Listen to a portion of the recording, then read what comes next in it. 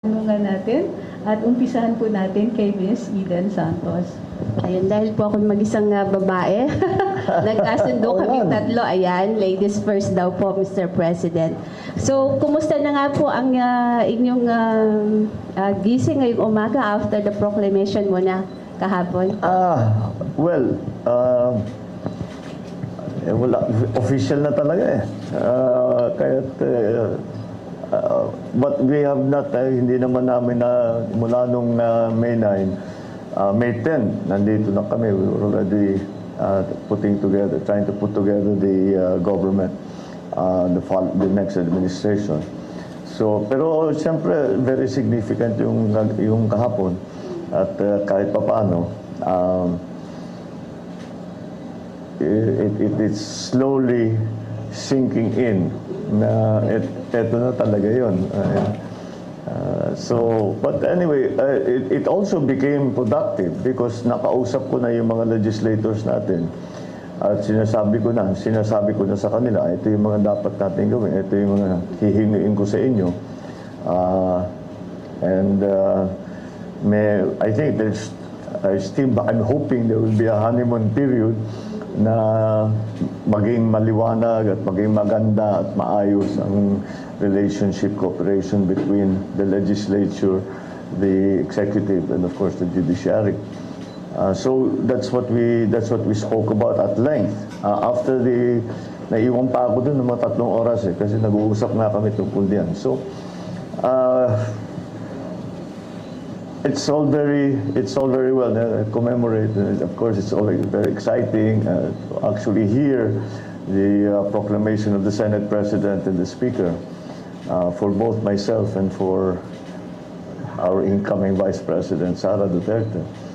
But we immediately went to work because there's a great deal to be done. So, yeah, nasa pawang kaagad yung whatever, if you want to call it celebration, commemoration, napunta kaagad sa trabaho. But that's natural because talagang in our view, ang daming gagawin. So we have to get it done. I really want to hit the ground running on the beginning of the term. I also would like to have a very clear understanding between all of the cabinet secretaries, all the legislature. Very clear understanding of what we are going to be trying to do, the timetable that we're giving ourselves to do it in, the deadlines that we have to put, so that we don't waste any time. So yes, it was very exciting. It really brought home the fact that we won this election, and I will be president. But immediately it comes down, well, if you're going to be president, you better get to work. So, yun ang mga nangyari. At least po magsisink in na yan later on. Before proceeding po dun sa formal interview namin, gusto lang po namin i-congratulate kayo. Ayan, congratulations po. Thank you. And Mr. President, how would you like to be addressed po by our Filipino people? Para mas, yung name calling ba, kumbaga, at para mas madaling matandaan? I think, lilitaw na lang at lilitaw. I don't know. PBBM? Okay na yun? That will work. I was SBBM when I was in the Senate. So yeah, I think that will work. Kilala na ako ngayon. Kilala na ako, especially in the pub because of the campaign na BBM. So maybe that's the logical way to go. So PBBM na po. Ano na po? Tuloy ko na lang. Begin with the economy. Yeah, yan. Ano po yung magiging first order of the day po ninyo since kayo na po ay proclaimed as the 17th President of the Republic of the Philippines? Well, the first priority is always going to be the economy. And that's why we have been very, very careful in choosing the economic team. It's still down to jobs, to the increasing prices of commodities, some relief for the business community. We have to we have to streamline the operations of government, which immediately brings us to digital and IT and digital communication para maging mas maganda ang patakbo. And also it will be better for the Philippines for the simple reason that the rest, when we deal with other countries, everybody else is digitized. Tayo lang ang medyo naiwanan. So it will make quicker.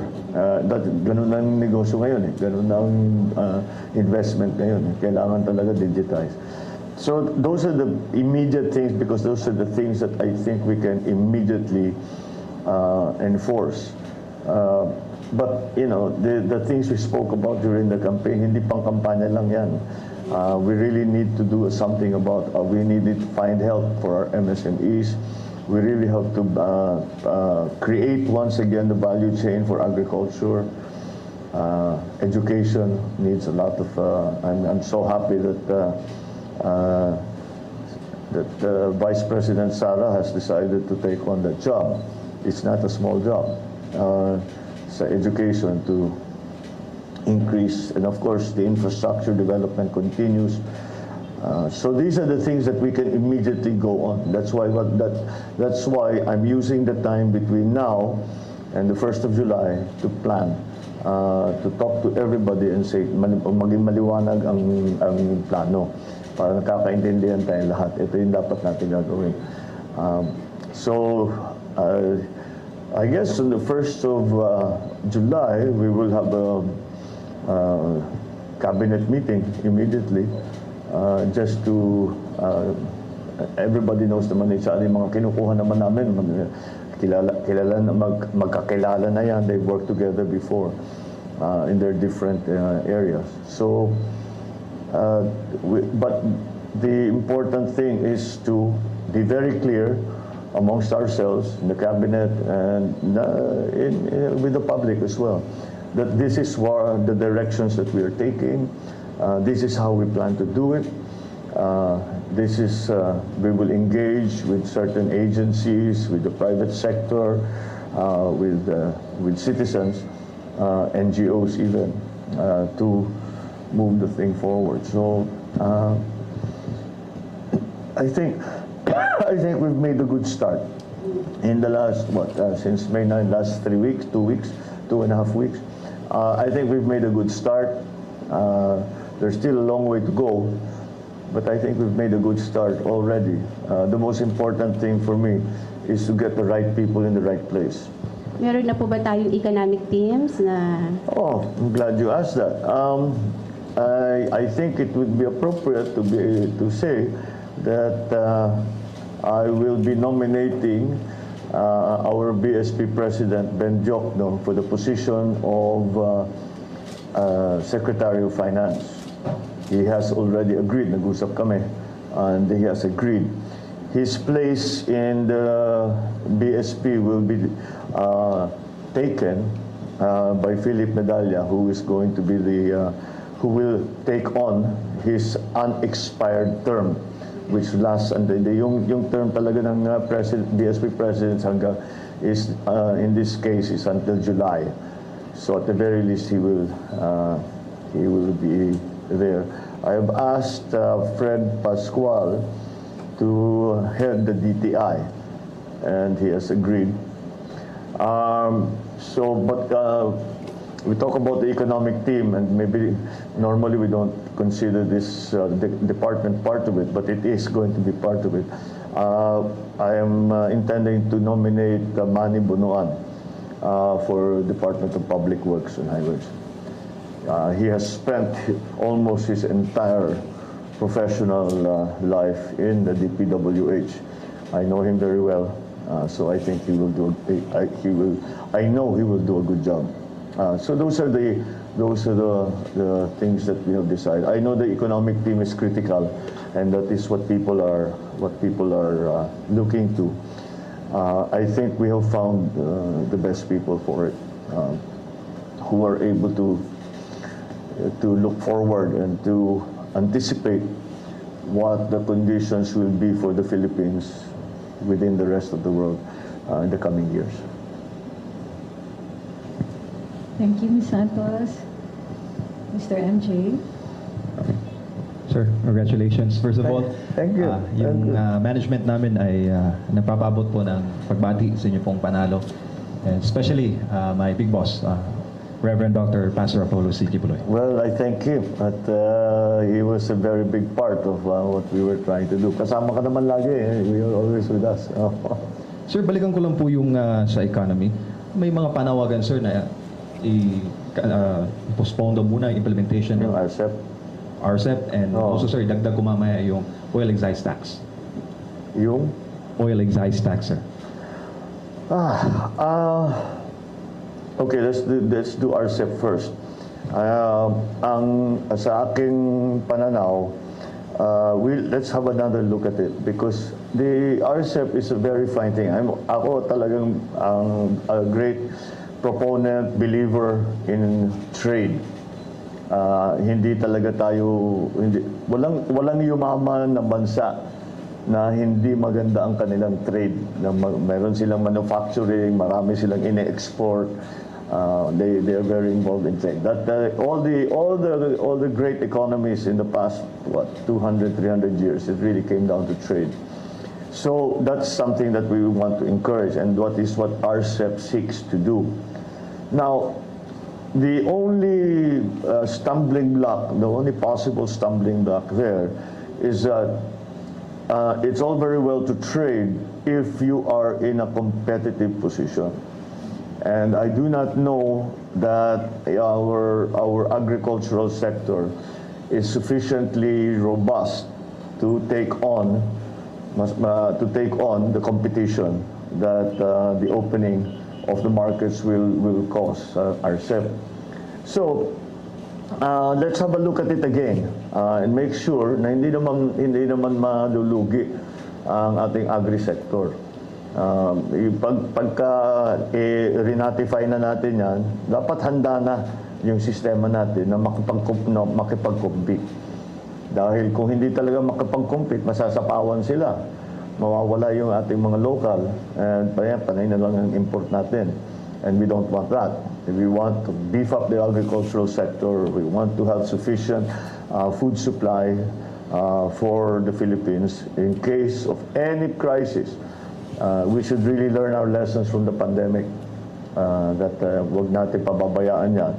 Dahil pag may dumating na krisis na ganyan, ramdam na ramdam ng tao, kulang ang pagkain for various reasons. So anyway, sa RCEP, tignan natin ulit exactly what will be the effect, pag-aralan natin na mabuti, that if we ratify it now, what will be the effect on our farming community, our farmers especially. They need protection.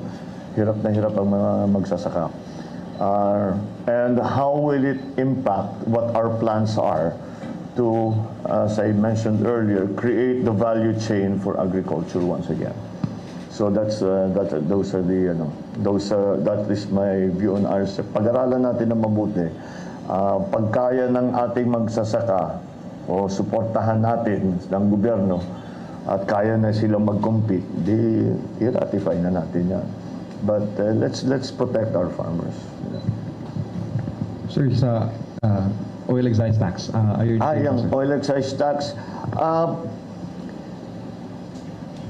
I think there are other ways to handle the increase and the disturbances that we are having in terms of the petroleum products that we're importing. We can support those areas na tinamaan kaagad ng pagtaas ng presyo ng langis. Number one there was transport. And this is important because transport is going to be critical in the resurgence of the economy. And the reason I say that is because nakikita na natin. There are what we keep talking about supply chain problems that have arisen post-pandemic sa ibang lugar. I don't consider us post-pandemic yet. I think we are still hopefully at the tail end. But nonetheless, nakikita na natin in other countries na yun ang because COVID changed everything. We tried to go back nung bumubukas ang mga ekonomiya sinubukan nating bumalik doon sa dating gawin. Hindi na maaari yun. We have to do it in a different way. And we have to be more creative and more aware of what the future global economy is going to look like. So in terms of oil excise tax, I think we still have to look at that very well. If there is a commensurate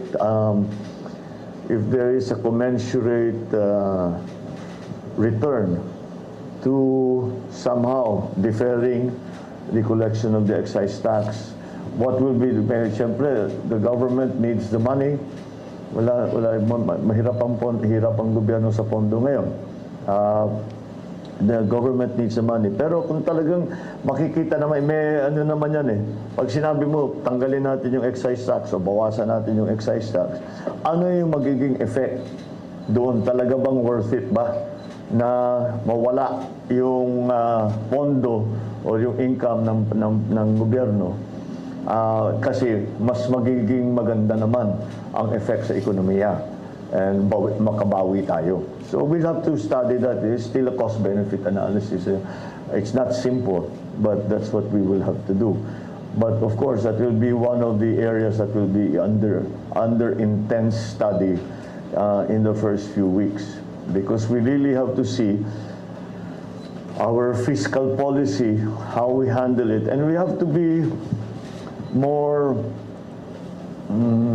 analytical in the way that we impose new taxes or withdraw old taxes or amend the tax structure to see that there will be, as I said, a commensurate advantage perhaps in another part of the economy. But kailangan meron naman talagang may balance naman. So, kasi pag nawala ka agad dyan, wala naman tayong pangbigay ng tupad, wala na tayong pangbigay ng ayuda, kailangan pa rin ng tao yan. But if the economy is ready, kahit kunin mo yan, may trabaho na, then perhaps we can think about it. Thank you, MJ. Mr. Meridian.